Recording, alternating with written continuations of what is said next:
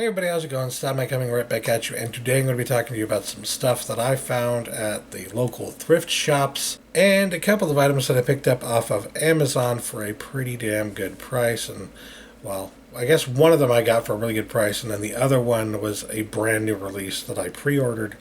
It was still a pretty good price, all things considered. But yeah, let's just get into it, shall we? I think I will start off with the stuff that I found at the thrift stores because I've been meaning to get around to talking about these for a while.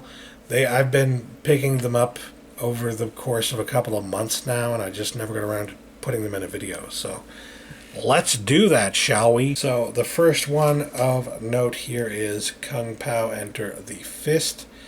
I love this movie. It's a hilarious play on the martial arts genre, if you will.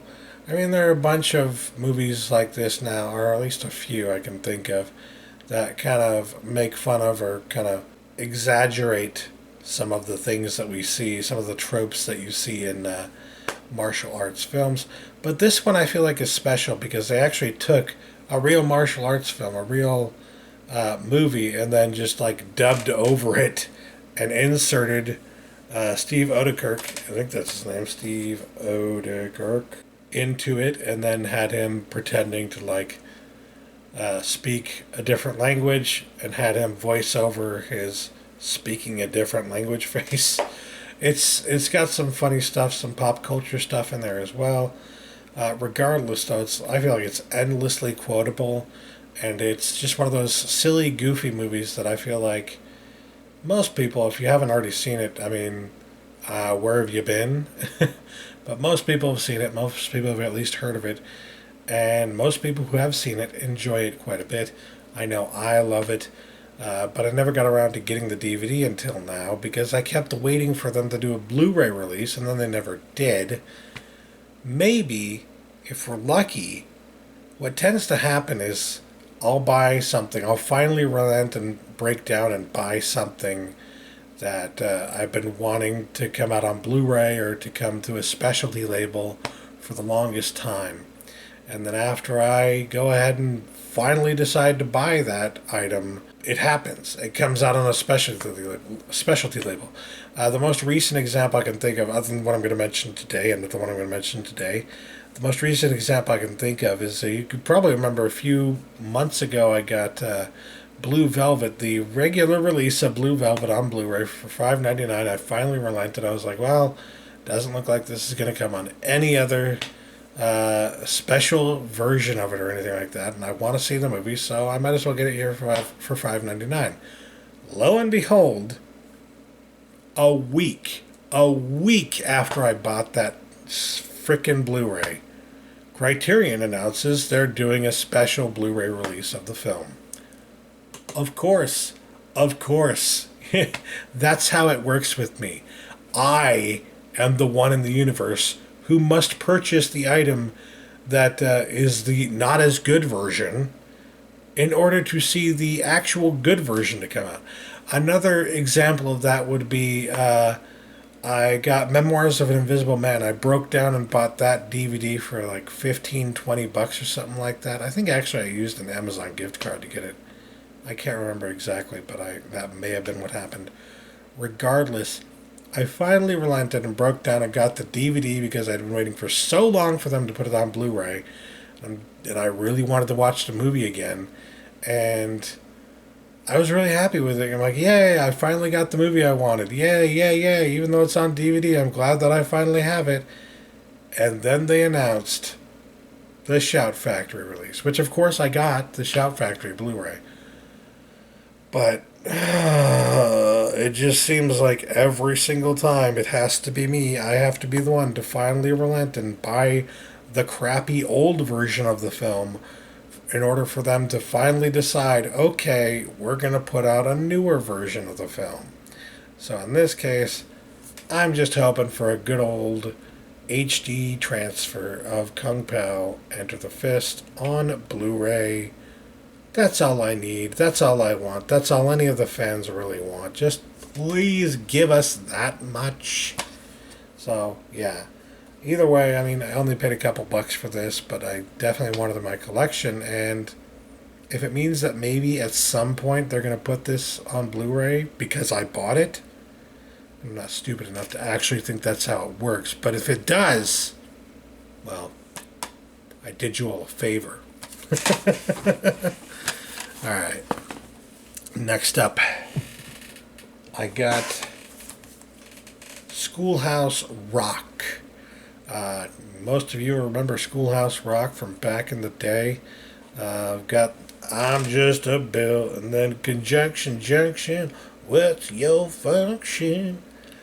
This includes every Schoolhouse Rock song ever created. And I found it at a Goodwill for a few bucks, and I was like, that's a pretty good deal. I don't think it's like the best deal ever, because I think you'd actually get this release for $5-10 or something like that, but still a pretty nice deal. And I looked at the discs, and they're all in really good condition. And just to have every notable, popular, famous song from this series, I mean, that's pretty awesome to me. And I remember hearing these songs a lot growing up, seeing them on TV, seeing them in school sometimes. So yeah, and this is the 30th anniversary edition, and you know me, it's kind of shiny cover. I can't say no to shiny stuff, man. It's shiny. It's shiny. It's beautiful and shiny, and I love it. But yes, this is the Disney release. I don't know if they did another release. I swear Disney bought. I don't think this is always a Disney product. That's what I'm trying to say. So there might have been another release of this, but I don't know. Regardless, this one is definitely one that I want to have in my collection because, well, nostalgia, really, nostalgia. And to be able to get it for such a good price, can't complain. So, yeah. On to the Blu-rays. Next up we have The Girl with the Dragon Tattoo. Have not seen this movie yet, but I saw it sitting on the shelf at a Goodwill, and I just could not say no because, well, I think it was $3. And I'm like, well, $3 for this is not that bad. All things considered, this is not a very expensive Blu-ray to begin with. You can find it for under $5, typically on sale at various locations. It's not necessarily hard to find a good deal on this one. However, I saw it, and it was the box version. I don't know if there's another version of this out there. There probably is. But it was a 3-disc version, Blu-ray, DVD, ultraviolet, and opened it up and saw that indeedly doodly, it has all 3 discs. Now, I was thrown by this one until I explained this to my friend later, and he told me, oh, actually, that is the proper DVD or the proper 3rd disc. Because I thought somebody had just left a DVD-R in here. And even then I was like, well, if at least it has the movie disc, I'm still going to get it, right? But no, apparently it's like part of the plot of the movie or something like that. And yeah, the 3rd disc there just looks scarily accurately like a DVD-R. But it is not. You can kind of tell because the text is more painted on than written on, you know what I mean? You can tell by that, you know, that it's trying its hardest to look like a Sharpie, but I don't know if you can tell by kind of like the glimmer of it or whatever. It's printed on there, right? It's not drawn or written on there, so yeah, anyways, all the discs were in pretty damn good condition. So I could not complain there, and well, I just really wanted to check this one out. I never got around to seeing it, and I wanted to. I've been told it's actually a pretty good movie, and it's a David Fincher movie, so yeah. I know there was like an original series of movies, and it's based on a book series, I believe, but I think there was like a original series of movies that was also based on the book series that came out well before this one, and it was foreign, so that this is the American version. But at least it's a David Fincher Americanized version of a film, you know. And from what I've been told, it's actually a pretty good one. So, yeah, definitely going to give this one a shot. Glad to have it in my collection so that I can watch it finally, eventually. Next up is probably one of my favorite things that I have found in a thrift store in quite some time. It's one that has been sitting on my wish list for ever. Like, I've had this, waiting for this to go down in price below the $10 price point for years now. Ever since I saw it came out on Blu-ray. Because I wanted it in my collection, because I remembered watching it as part of one of my film classes, one of my film noir classes. Yes, I found a film noir on Blu-ray at the thrift store, but not just any film noir on Blu-ray. I found Laura. Holy crap, were the gods shining upon me, or whatever the hell they say. I don't know. I don't know how lucky I got with this, but I mean, it was pretty nice to see that sitting on the shelf. I was like, oh yeah, yoink, that's mine. That's coming home with me today. Because this is a fantastic, I would consider it a quintessential film noir. If you are going to watch film noirs, if you're going to get into film noirs, if you don't know much about film noir, and you're trying to figure out, like, what are the top 5 movies you need to see, this is in that top 5. I promise you. This is in the top 5 of must-see noirs.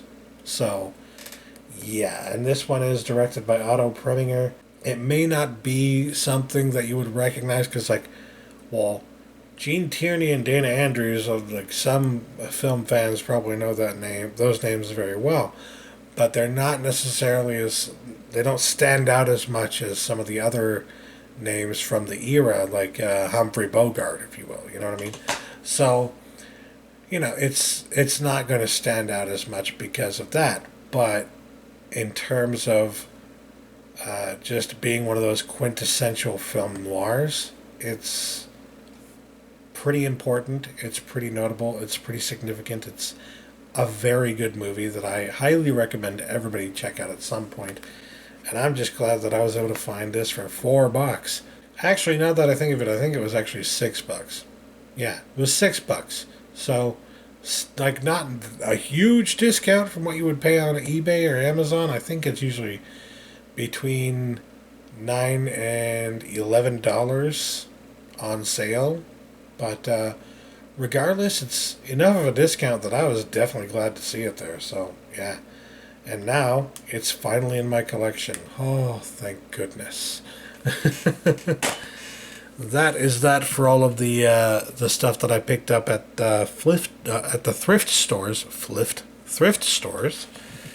Let's move on to the stuff that I got on Amazon. This one is another one of those that I've been waiting for and waiting for and waiting for a U.S. release on Blu-ray. Never came. Just never came. I don't know why. This seems like the perfect kind of movie for Shout Factory to release, but for whatever reason they have not. They have not gotten the rights to it or whatever. I don't know. All I know for sure is that it's one that I love and I wanted in my collection, so that's what I did. I got Small Soldiers on Blu-ray. I know a lot of you are saying, ooh, wait a minute, that looks like a U.S. release. There's no extra stuff on it. Well, actually, one of the nice things about this German release is that it had a reversible cover. And on the reversible cover, all that, like the huge 12 sign there, letting you know the rating of it or whatever, is not there. How kind is that? How nice is that of the studio who produced this to do that? This one I found, I had it on one of those camel things, so every time the price went under a certain number, it would email me what that price was and ask me if I wanted to buy it, and that's exactly what happened. I saw it on sale from somebody, like a third-party seller, selling it for $3.50. I shit you not. I'm like, US dollars, not German? Like, yeah, $3.50 US. I guess somebody got a copy of this, didn't realize it was the Region B only copy. It is a Region B only. I don't know if it also works on Region A. I haven't checked, but it does state on the back Region B, not ABC, just B. So maybe they saw that and thought, well, crap, I can't sell this here because it's not an American release. Well, I'll take advantage of that with my region-free Blu-ray player. Yeah. So I think the total for this one with shipping included came to like $7.50, something like that. And hell yeah, I will pay $7.50 US for this fucking movie. I mean, I expect that when and if it does come out, I'm really hoping that my buying this means that that Shout Factory is going to finally do a release of it. If my buying this means that release will finally come out, I'll still have gotten a better deal on this one for only $7.50 than what you're going to pay with Shout Factory now that they're pretty much price gouging and demanding that you pay the higher price for their items. Now I get it. Your smaller specialty label Blu-ray and physical media company. I understand that you're not making much money as it is, and it's not necessarily greedy to be like, well, we just want to make as much money as we possibly can off of the work that we're putting into this stuff, and they put a lot of work and effort into most of their releases.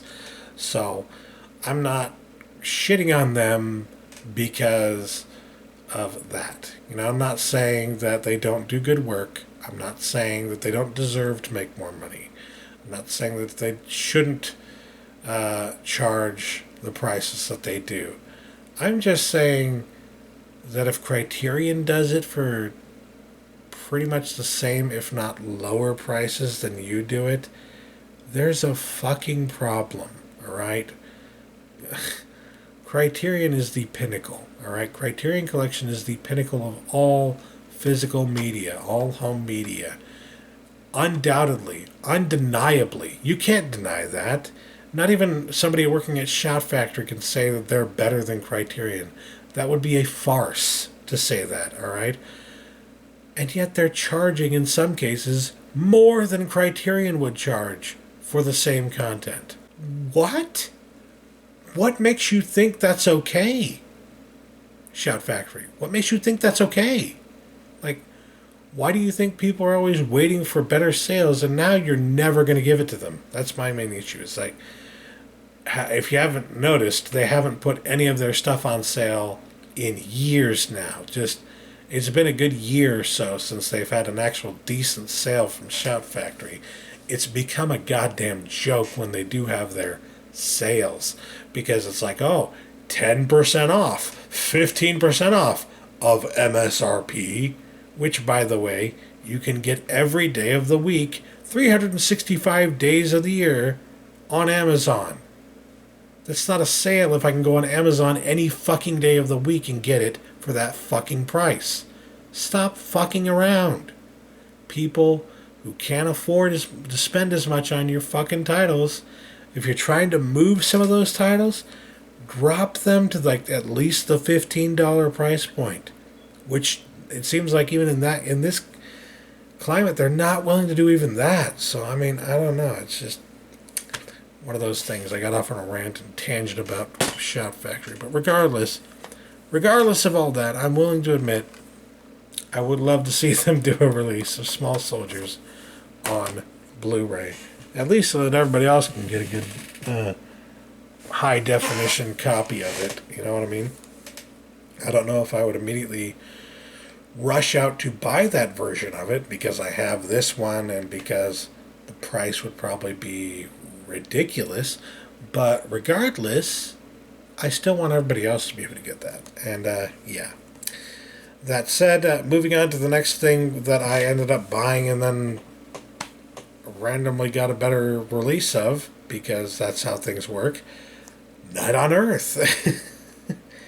I had been waiting for Night on Earth to come to Blu-ray, for Criterion in particular to do a Blu-ray release of their original DVD release of Night on Earth for years. This is probably one of my favorite movies, period, and it's definitely my favorite Jim Jarmusch movie. He does a lot of great work. Yeah, he's doing that new zombie movie that's coming out this summer with Bill Murray and a bunch of other really notable comedians and stuff like that. Same guy did this movie, just so you know. If you're kind of like, wait, who is this guy? Well, this is one of his earlier works, and it's freaking fantastic. It's one of my favorite movies. But yes, for years, and I mean like 15 years or more, they had Night on Earth on DVD on Criterion Collection, and they just were not putting it on Blu-ray. And I'm just like, when are you going to put it on Blu-ray? When are you going to put it on Blu-ray? When are you going to put it on Blu-ray? Guess what? I got tired of waiting, and I ended up buying the Blu-ray from the UK, which is not the Criterion edition, of course. But I got the UK Blu-ray release of it, and of course that's region locked. So thankfully I had my region-free Blu-ray player, and that's how I was able to watch it, and that's why I got it. But regardless, like, I ended up having to buy that Blu-ray, and then of course, about a year or two after I buy that Blu-ray, Criterion announces they're releasing Night on Earth on Blu-ray. Finally. Mercifully. So, yes, definitely glad at this one. That said, it should be noted that I think every special feature actually on here is pretty much the same exact special feature that you'll find on the DVD. So nothing necessarily new. The special features are really good, but it's literally the same release, just on Blu-ray now with a new high-definition transfer. So, yeah, I can't really complain about that, though. I mean, that's all I really wanted was the Night on Earth, the Criterion Collection release on Blu-ray instead of on DVD. That's all I wanted, and that's what I got. So, I am not going to complain one bit. I pre-ordered this one because it's one I've been waiting for a long time to actually happen, and well, finally did, so I'm glad that I got this. And it's got a nice hefty booklet in here. Hefty. And yeah, honestly, the artwork, I don't know if you can tell, just plain old yellow on the inside. You got the moon for the Criterion Blu-ray disc there. Nothing really special about the artwork, but it's not about the artwork. The movie is the artwork here. The movie is fantastic. It's one that I think everybody needs to see at least once in their life. It's freaking hilarious and heartfelt and all that stuff and yada yada yada. It's just a day in the life kind of thing, if you will. So, yeah, definitely love this movie. And I was totally fine in this case with spending like the $5 to $10 to get the foreign release of it, and then waiting a few years and then having this come out and spending another $25 on it just to have the Criterion version in my collection. I don't have a problem with that because, again, it's one of my favorite movies. I'll buy it as it comes out, the best version of it, you know? So, yeah, very cool stuff. Glad to have this in my collection, finally in Criterion Collection. So cool. So anyways, that will do it for me today. Thanks for watching, you guys. Here's all the stuff I got. Catch you later. Peace.